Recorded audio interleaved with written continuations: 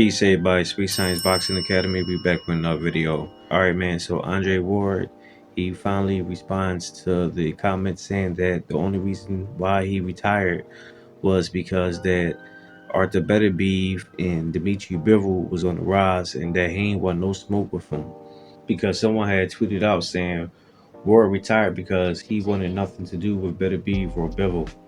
And Andre Ward, he had responded to that tweet saying, neither Beterbiev or Bivol will agree with that, laughing out loud.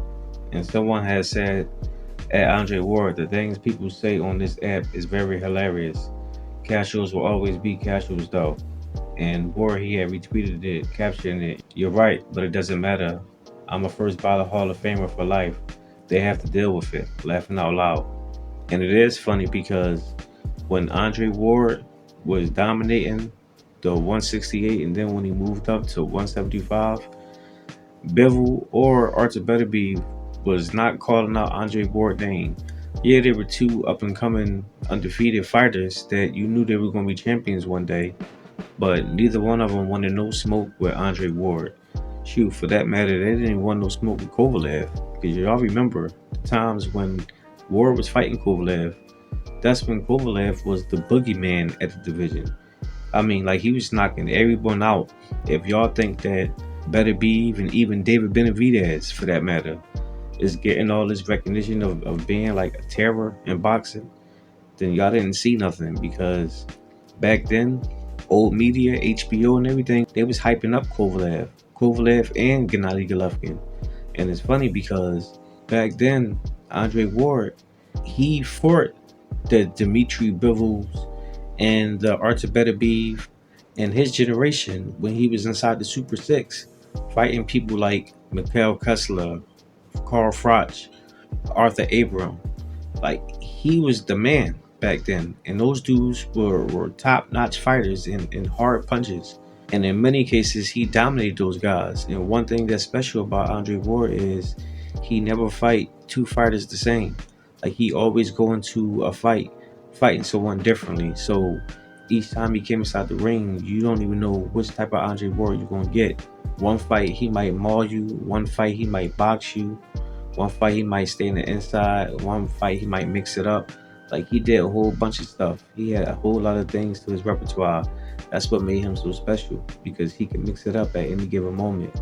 And each time he came inside the ring with a different opponent, he always added something new to his repertoire. And he wasn't considered the boogeyman back then, but at some point it was starting to seem like he was, because back when he was on top, that's when Golovkin was coming on the rise and HBO was hyping him up. And they were saying that Golovkin can beat anybody from 154 to 168 to 175. And Ward called him out. And he said, all right, well, if you can beat anybody from 54 to 75, those my weight classes. So cool.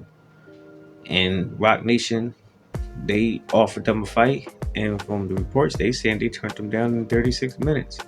Like, they ain't want no smoke of that. And after that, HBO and everybody was telling Andre Ward to leave Golovkin alone, because that's when Ward, after that, he was referring to him as Little J, while everybody else was calling him Triple J. So they told him to leave him alone. Why don't you go up to 175 and fight Kovalev? That was the big thing back then. Go up to 175, fight Kovalev. You scared to do that? You want to pick on Golovkin? So he said, all right, cool. So he went up there, and for a couple of touches, as in Paul Smith and Sullivan Barrera. And then he had one more fight. Then he went to that first fight with Kovalev, which was a tough fight for him. He even had to come off the campus in the second round. But after that, he started bullying the bully, and he won that decision. And then old media was saying it was a fluke, that Kovalev got robbed. So what Andre Ward do?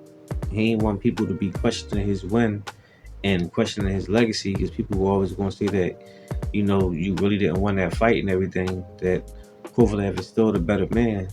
So what he do? He ran it back. And the second time around, he got him out of there, stopping him with body shots. And after that fight, that was a perfect opportunity for Bivol or Beterbiev to call him out. They ain't do nothing like that. Shoot, after that fight, it was talks about Ward possibly moving up to heavyweight to fight Anthony Joshua. Even during the post-fight press conference, during the Kovalev 2 fight, Even Virgil Hunter, Ward's trainer, was saying that he would knock out Anthony Joshua too. So if they talking about fighting Anthony Joshua and possibly knocking him out, what makes you think that he would be worried about Artur Beterbiev or Dmitry Bivol? That don't even make sense. I guess because Beterbiev just put on that crazy performance, knocking out Colin Smith in the 7th round, dropping him twice. I can see why people would say that, but let's not get it twisted. Beterbiev or Bivol wanted no parts of Ward when he was still in boxing. But you know, it is what it is. People gonna say what they want to say to hype up their favorite fighters and downplay others. It's just the natural order thing. That's just life, I guess. But that's all I got for now, guys. Let me know what y'all think. Drop your comments down below. Make sure I hit the like, subscribe, and hit the bell. I'll see y'all the next one. Peace.